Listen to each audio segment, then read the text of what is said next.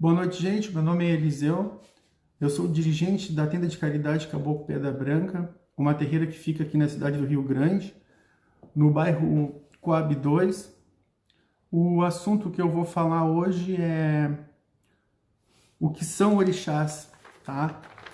Não é quem são os orixás, mas o que são orixás, tá? E agora vamos para a vinheta.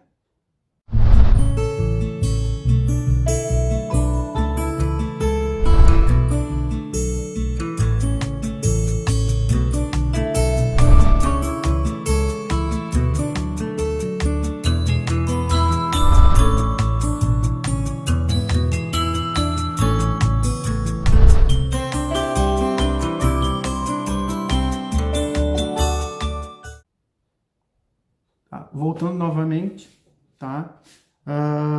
Eu acho importante a gente fazer alguns conceitos, como eu sempre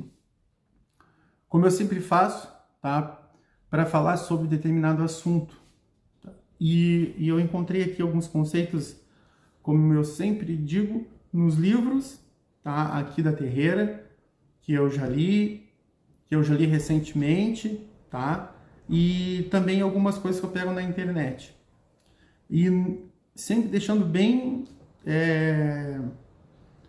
esclarecido que eu não respondo, tá, pela Umbanda, e o que eu vou falar agora são apenas considerações, tá? Eu não estou aqui dizendo que tal definição é certa ou que tal definição é errada, tá? Eu não tenho autoridade para fazer uma coisa desse tipo, tá? E também não acho justo, a gente tem aqui para respeitar.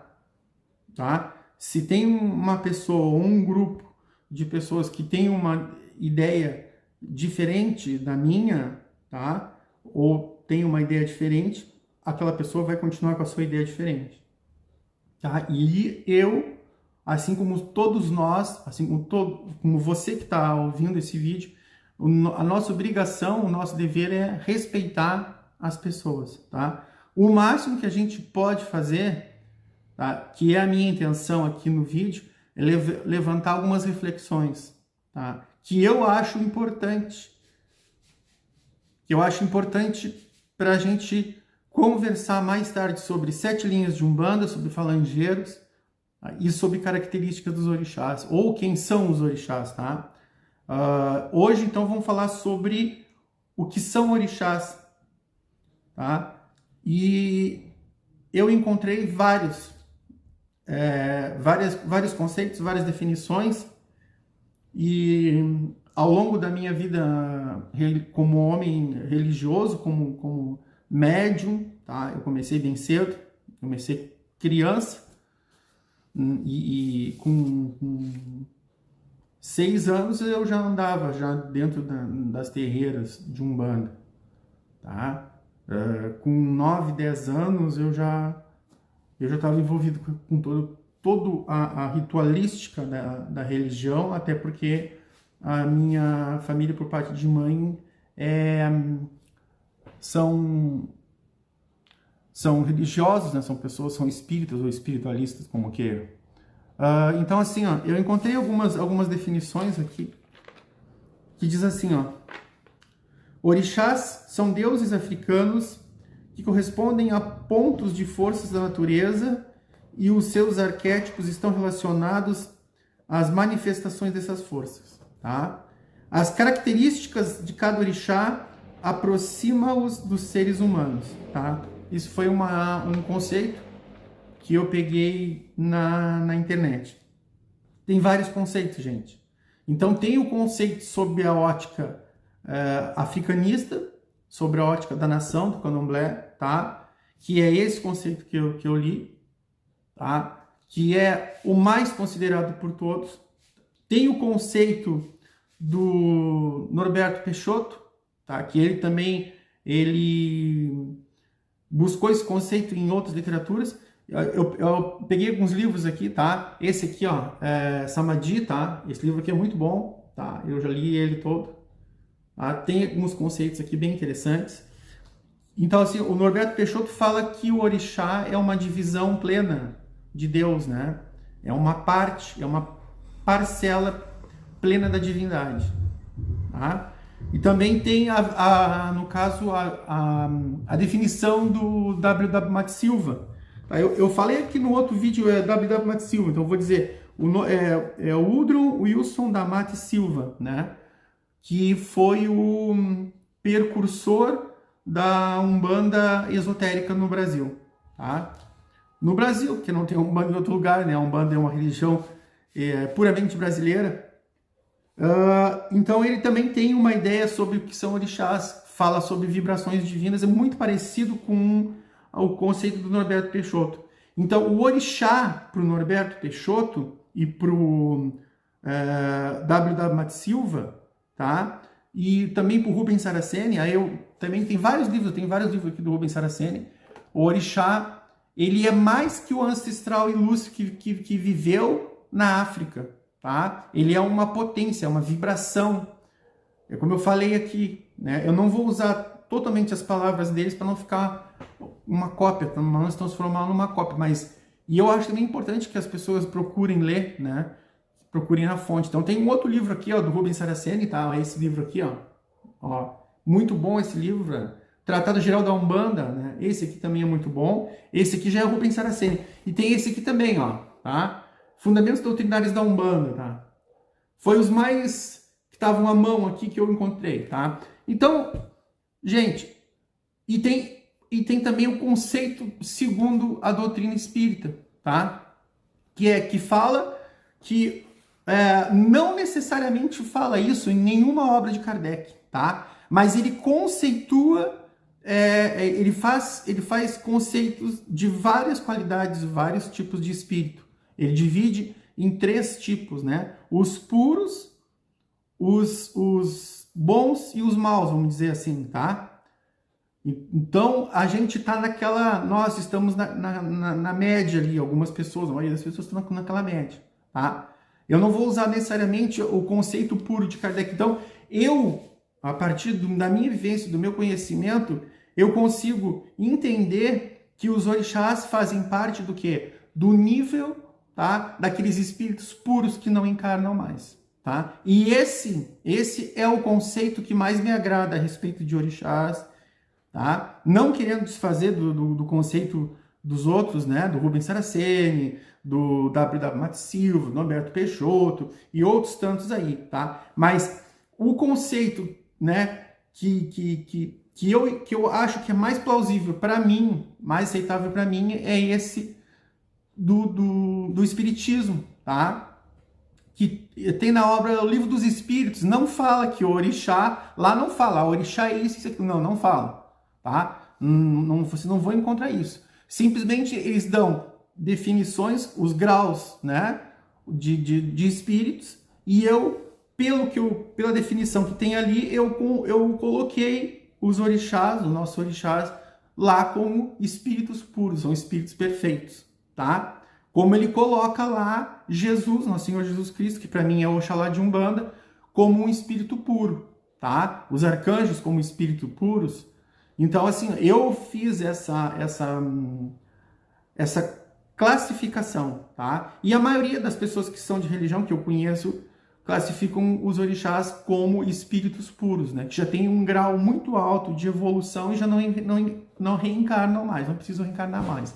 E aí até o próprio, eu não sei se foi o Emmanuel, eu não sei se foi na obra do Emmanuel, que leio muitos livros, né? Ou o André Luiz, que ele fala que dentro da ordem de espíritos puros, né? Que são 3 ordens, 3 classificações, né? Tem ainda, dentro do nível dessa diapasão espíritos puros, tem outras ordens, né? Tem outras subdivisões, tá? Então, assim, uma coisa que eu quero deixar aqui, que eu acho que é importante para a gente considerar, é o que, tá? Independente do conceito que tu tenhas, que você tem sobre orixá, né? Eu gostaria de fomentar algumas reflexões para as pessoas, tá? Independente se tu é da vertente, se tu acredita no orixá humanizado, com características humanas, que tu acredita que o orixá é uma vibração cósmica, segundo, né, universal, segundo Rubens Saraceni, ou o orixá é uma vibração divina, né? Todos eles são vibrações divinas, tá? Ou é uma parcela plena, né, do Criador, né? Como o W. Silva fala, tá? Independente disso, eu quero fomentar em ti, em você que tá me ouvindo aqui, tá? Algumas reflexões. Então, assim, ó, considerando os aspectos divinos, né? Os orixás são espíritos, tá? Ou são deuses? Isso é uma coisa que a gente tem que deixar bem esclarecida, tá?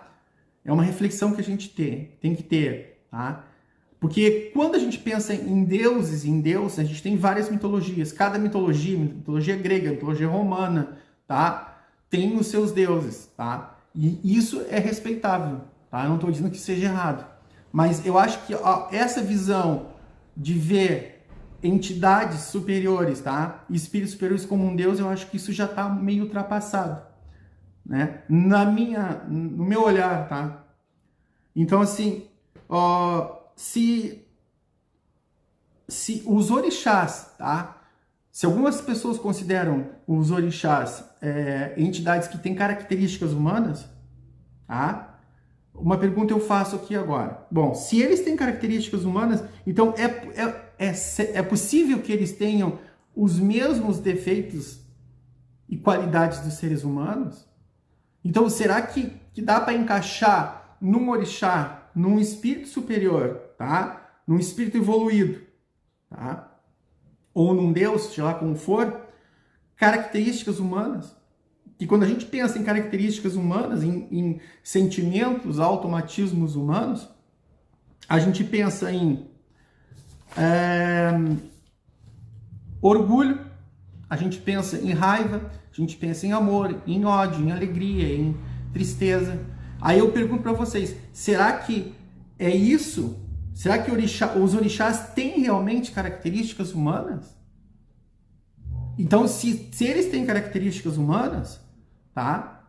Se você que está aí me vendo e me ouvindo acredita que os orixás têm características humanas, tá? E que nós nos influenciamos pelas características humanas deles, então eu pergunto, então é possível que exista então briga entre os orixás? Então, estejam eles onde estiverem, eles podem brigar, não é? De repente está lá, né? Um orixá brigando com outro, um orixá tendo ciúme de outro, um orixá pensando mal, desejando mal para outro. Será que isso é possível? Quando a gente absorve uma definição, né? Isso eu quero fomentar na mente, no raciocínio de vocês, tá? Sendo assim, eles podem sentir ódio, amor, medo, coragem, tristeza e alegria. No momento que eles têm características humanas, que eu acredito que são negativas, por isso que eu acredito que o orixá não é mais um espírito com características humanas, ou seja, é um espírito puro, que já venceu todos esses processos, né, que nós estamos aqui encarnados tentando vencer, tá? Que são essas materialidades que nos fazem reencarnar para a gente tentar se livrar desse tipo de coisa. Tá? Isso segundo a versão espírita. Então, assim, é possível que eles possam querer vingança? Vamos imaginar que, sendo eu filho de um orixá, alguém vem, tá, e me prejudica. E aí, o meu orixá vai querer se vingar dessa pessoa? Ou do orixá dessa pessoa? Então, se eles têm características humanas, eles brigam entre si? Olha só que legal isso aí. Olha que... eles podem ser comprados. Será que os orixás podem ser comprados? Com alguns seres humanos, tá? Podem ser comprados? Tá? Eu vou lá e peço para uma pessoa fazer alguma coisa para mim, a pessoa não quer fazer. Mas aí eu ofereço um dinheiro, eu ofereço um cargo, eu ofereço alguma coisa que a pessoa gosta e a pessoa faz. Então a pessoa é subordinável, tá? Então a pessoa faz porque ela tem algum interesse em ganhar alguma coisa em troca. Então, os orixás que a gente conhece, né, eles são mercenários? Bom, eu acredito que não, tá, gente? Eu acredito que não. Por isso que eu gosto de classificar orixás como espíritos superiores, tá? Para mim, orixás são espíritos superiores, são espíritos puros, segundo a doutrina kardecista, tá? Bom, eles podem ser comprados, podem se submeter à nossa vontade ou comando em troca de uma oferenda, seja ela natural ou sacrificial. Então, eu posso comprar o poder, a bênção de um orixá através de uma oferenda? Olha bem, ou através de uma oferenda sacrificial, de um sacrifício de um animal, seja lá o que for que se queira botar aqui.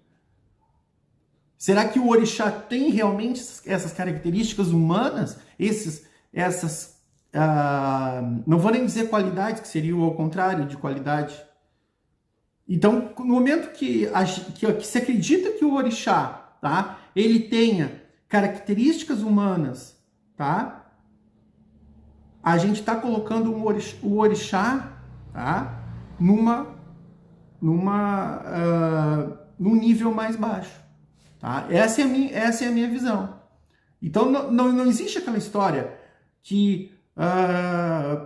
um exemplo que eu sempre falo, né? Eu sempre falo quando eu estou dando curso aqui, estou palestrando aqui na terreira, né? De um filho de Ogum, que eu não me lembro se eu já coloquei isso em algum vídeo, né? Aquele filho de Ogum, tá? Que se irrita. Aí eu vou contar a história, tá? Sem enrolação agora. Eu conheci uma pessoa, um irmão, tá? E esse irmão me falou a respeito de outro irmão, de outro amigo meu, tá? Que eu não estava nem perto, tá, gente? Mas isso aí realmente aconteceu porque eu vi o estrago, tá? E ele mesmo, ambos contaram para mim e houve ali um crescimento, tá? Então, assim, dois colegas meus estavam juntos e aí um deles pegou e trancou a chave para abrir a porta da casa, bem na frente da casa. A chave entrou e ele forçou lá e trancou, tá? Ele precisava entrar, ele precisava pegar uma coisa importante lá, tá? E aí ele se irritou e simplesmente resolveu que ia quebrar a porta, tá? E aí ele bateu na porta, arrombou a porta e o cara disse, não, para. Né? O outro colega me disse, não, para, não faz isso. Não, eu vou quebrar essa porta porque eu quero entrar. Não, mas por que tu não vai ali? Fica na esquina ali, o chaveiro aqui na outra rua ali. Na outra quadra. Não, eu vou quebrar essa porta porque eu sou filho de Ogum e Ogum é o orixá da guerra, é o orixá furioso, é raivoso. Que isso? E aí o cara quebrou a porta. Tá? E aí só deu tempo. Quando o outro colega meu chegou com o chaveiro, ele já estava com a porta, quebrou todo o marco da porta, tá? Aí o chaveiro chegou e já estava com o marco quebrado. Aí o cara, mas por que fizesse isso? Por que não esperasse? O cara vinha aqui, ali, pegava ali uma ferramenta, puxava ali a chave quebrada e consertava ali. Agora tu vai gastar muito mais. Né? Então ele continuou insistindo, não, eu sou filho de Ogum, Ogum é violento, Ogum é furioso. Né? Gente, que isso? Que isso? Será que é isso que o orixá Ogum está querendo passar? E aí que vem a minha pergunta. Será que é isso? Então, porque Xangô é brabo, porque gosta de fogo, porque as filhas de Inhansã, né, não são estáveis, porque tem a ver com a ventania. Gente, que isso? Tá? E outras histórias piores que eu não quero nem comentar aqui, né, que eu não acho legal comentar aqui. Então, será isso? Isso é um orixá para ti? Para você que está aí me ouvindo?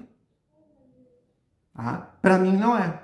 Tá? Eu respeito, como eu falei, eu respeito que as pessoas pensem assim, tá? Mas aqui, no caso, dentro da nossa terreira, pela ordem dos nossos guias espirituais, a gente não passa esse tipo de conceito, né? De orixá, um espírito que ao mesmo tempo está num plano superior, numa condição superior de espírito puro, né? Um Deus, uma entidade cósmica, seja lá como for, E ao mesmo tempo ele tem características humanas que tornam ele o quê? Uma pessoa agressiva, uma pessoa cheia de defeitos humanos, como a gente vê em várias mitologias, né? Inclusive tem até um livro do Alexandre Comino que fala sobre isso, né? Ele faz uma relação entre os orixás e outros deuses de outras mitologias, tá? Mas é isso que o orixá representa para ti que está me assistindo. Então a gente tem que ter essa reflexão, tá? A gente tem que ter essa reflexão. Eu não estou querendo aqui, né, que ninguém mude de ideia, tá? Eu só estou dando argumentação, só estou dando argumentos para as pessoas refletirem sobre algumas definições que a gente vê por aí, né? Então aquele pessoal que pensa assim, já está tudo errado, né?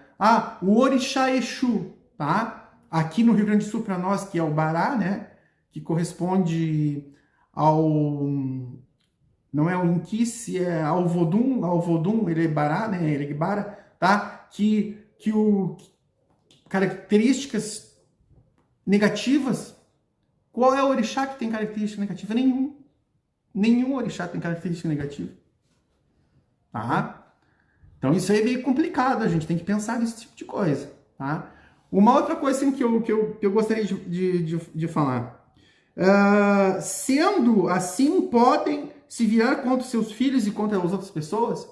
Então, os orixás podem, se eles têm características humanas, né? Então, ele pode se virar contra mim. Então, se algum dia eu fizer alguma coisa errada, meu pai Xangô vai se virar contra mim, porque eu fiz alguma coisa errada, e vai me castigar porque eu fiz alguma coisa errada, se ele é o homem da justiça, ou ele vai aplicar a lei da justiça para que eu volte para o caminho, né? Então tem que os orixás valorizam o luxo e querem se afastar da pobreza, como a maioria de nós seres humanos. Então, se eu vou lá e dou uma oferenda simples para o meu pai Xangô, e vai um outro irmão meu que é de Xangô, e dá uma oferenda melhor, tá?